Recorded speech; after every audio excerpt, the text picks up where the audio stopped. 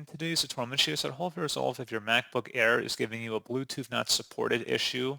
So this should hopefully be a pretty straightforward process, guys. And without further ado, let's go ahead and jump straight into it. So first thing I recommend doing would be just to restart your computer and see if that resolves this temporary issue. If not, you can open up the Apple icon up in the top menu bar and then select System Settings. On the left panel, select Bluetooth and make sure Bluetooth is toggled on. If it's off, I'd recommend turning it on here. And then hopefully by that point you should be good to go. If not, you can also select the Shift and Option buttons on your keyboard at the same time. So again, Shift and Option. And then you would select the Bluetooth icon on the menu bar and you can reset the Bluetooth module. There'll be an option for that. And that's pretty much it.